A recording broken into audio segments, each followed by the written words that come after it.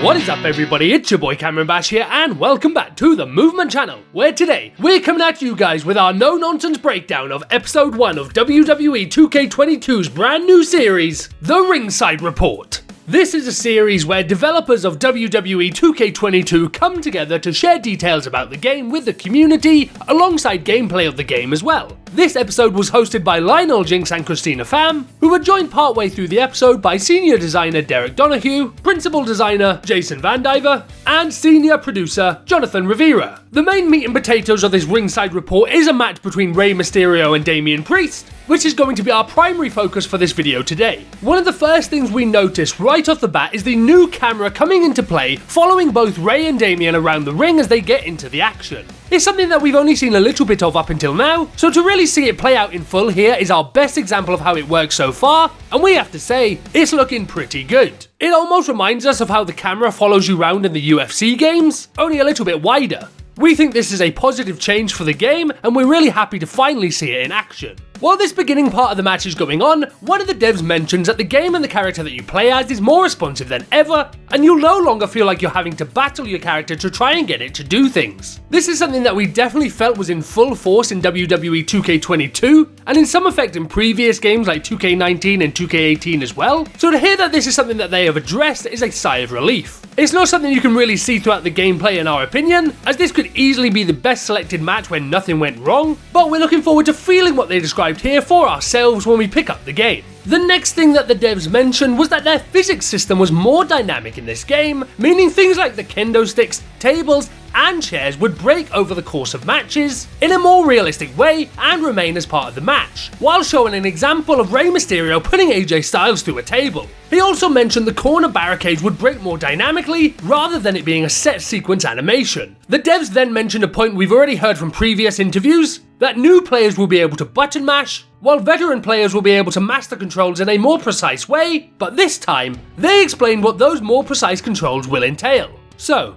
for this year's game, your offense is split into light attacks, heavy attacks, and grapples. Light attacks are your weaker strikes, heavy attacks are your stronger strikes, and grapples are your grapples. Grapples will allow you to combo with light attacks for light grapples, heavy attacks for heavy grapples, and other buttons for other things like Irish whips, dragging, and carrying. Most of that is stuff we've seen in some sort of way from previous WWE games, but the way you defend against that offense is a bit different in WWE 2K22. The game introduces something called breakers. Now, when your opponent does a grapple or a combo on you, instead of you countering it with the reversal button, you counter it with a breaker, which means you have to press the same button your opponent is trying to press on you. Those moves are countered with the breakers, and then everything else, so strikes, finishers, dives, springboards, etc., those are all still reversed with the reversal button. Holding down the reversal button will let you enter into the block state, which makes it so you take less damage from light,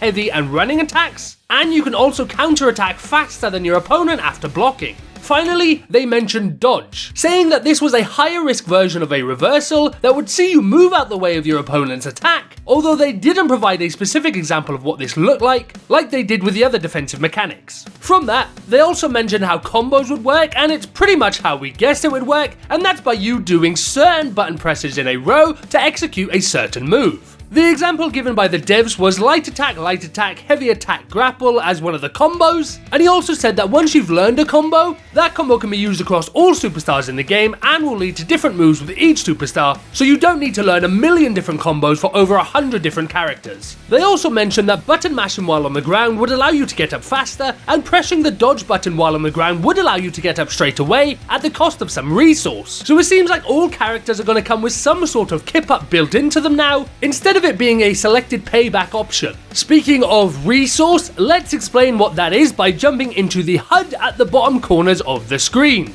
So, at the very top, we have the obvious health bar, keeping track of how much health you have left in the match. Above that is your superstar's name, and to the right of it is your body damage, showing how much each body part is damaged at that time. This came in and out in WWE 2K20 and some previous games, so I'm glad to see it staying on the screen at all times now. Below your health bar, you have your special meter, also referred to by the devs as your resource meter, and this is the meter that your kip-ups will come out of, as well as any signatures, paybacks, or any other defensive actions. And finally, at the very bottom, you have the finisher meter, which, like with previous year's games, can hold up to 3 finishers. With this, we are once and for all getting our official confirmation that reversal limit has been taken out of the game, as it is no longer featured on the HUD, and this is something that the devs quickly touched on as well, saying that they removed it to make the game more competitive. To balance out the removal of the reversal limit, they added a new feature to the game called Stun, which is represented with a stun meter above every player's head.